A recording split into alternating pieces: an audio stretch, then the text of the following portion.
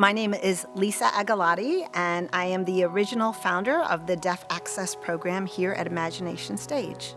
I started in 1989 and stayed on for 20 amazing years at this organization. I first heard about Imagination Stage when I was in college at American University, and I was studying theater, and many of my fellow students were working at a place at that point called BAPA, Bethesda Academy of Performing Arts, and it sounded really interesting, so much so that I was wishing I had grown up in a place like this, having a place to go to. And they needed extra teachers, they needed assistants, and one day they said, "Why don't you just come with me, come help me out?" And I went on over, and I thought it was amazing in this little former elementary school, all these children taking dance and acting and music and doing shows, and I really wanted to be a part of it. I was very fortunate that they had a place for me at that time, so I taught during college part-time. So my original plan, joining Imagination Stage after I graduated, was joining them as director of dance, which was my main passion. And within the first summer, as I joined them, we were preparing for camp.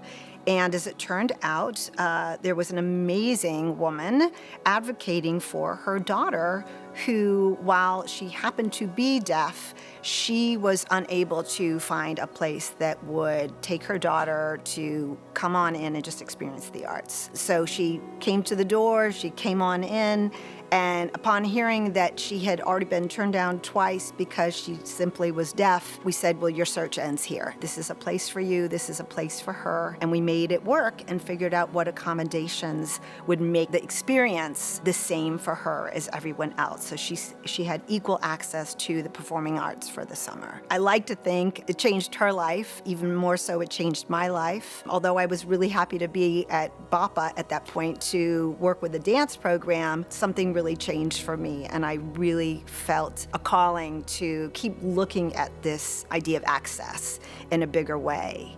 And she came back for a couple of summers. She started coming to take class, and she was always simply just the only deaf student. She had lots of hearing friends. Everybody was learning sign language. We were communicating. And at one point, she just really loved theater so much, she wanted to pursue it. And when she was in high school, suddenly she was up against this barrier. There just really wasn't a place for her. People didn't think as broad for inclusion at that point for her.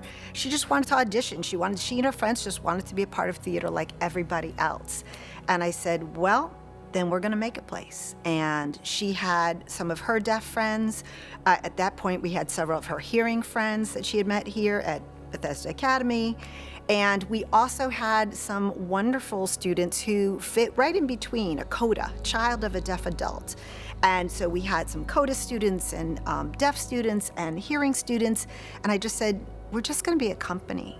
We're just gonna come together and have this equal experience of creating theater together. And that changed everything in the most incredible way. And then we had a program for the next 20 years.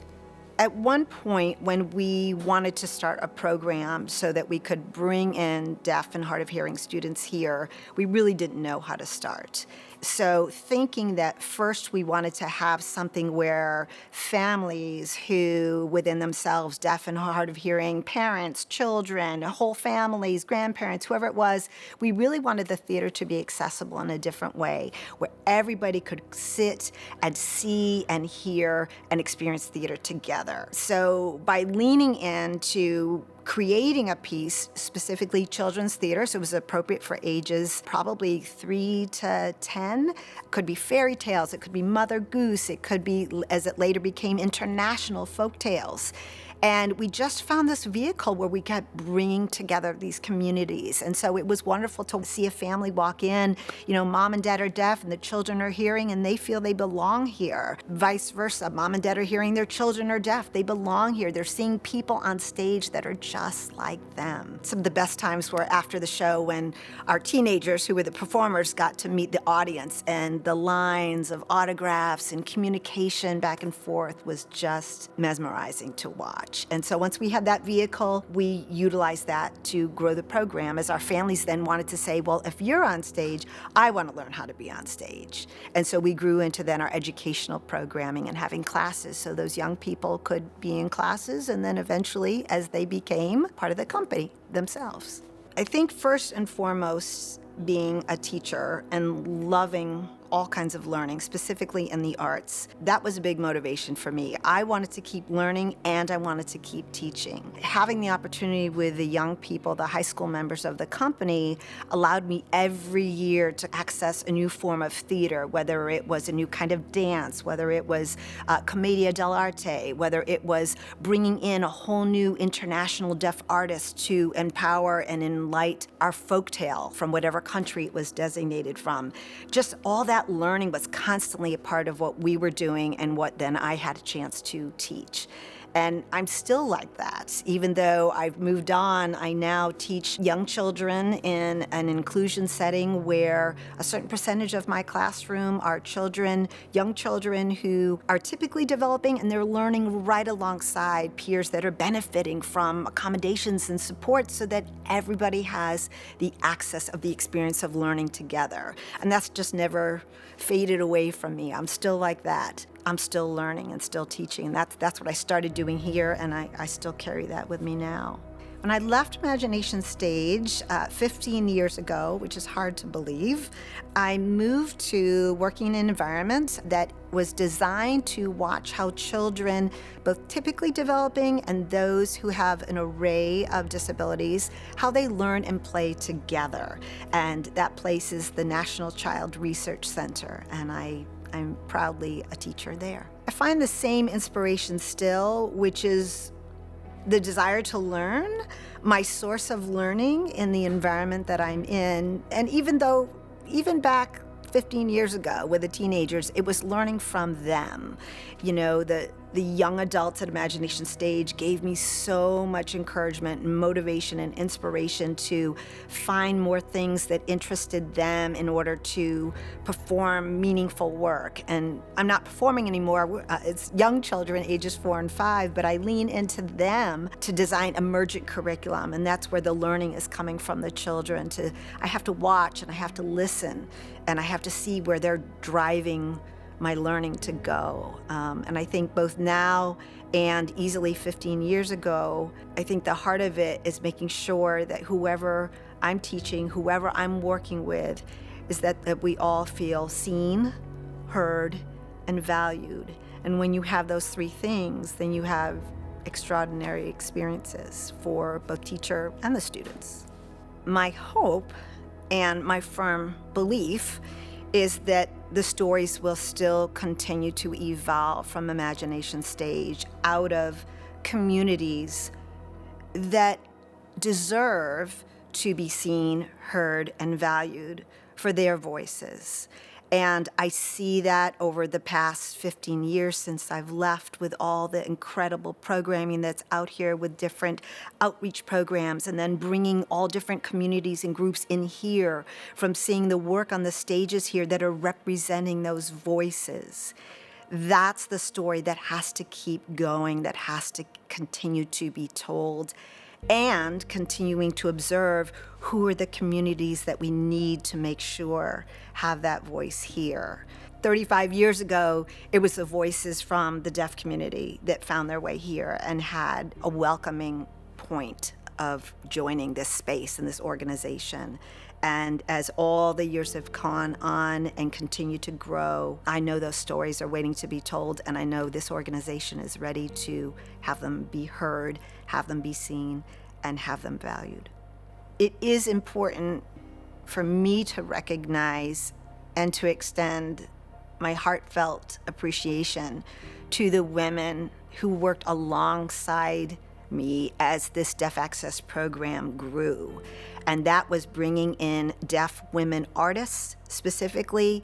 We had incredible deaf women on our staff, so our stage managers and our assistant directors. We had these deaf artists who we could not create this program without having them here, and specifically the women artists of Donna Salamoff, who became the first deaf woman to formally work here alongside me. She was a co-director of the program, so really, again, bringing in those women's voices, dare I say it, their hands, to move us forward. That was a shared partnership and then expanded throughout the women on the staff that we worked with. And we wouldn't have had a journey of 20 years without them.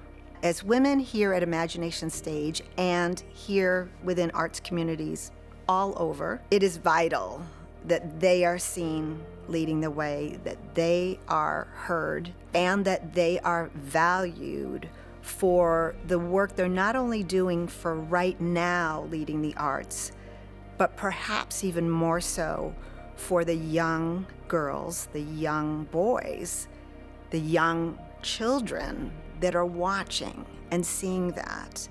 That role model is vital. You never know what is coming out of your journey that is going to impact and take somebody else's journey, perhaps even cycling back to where you were.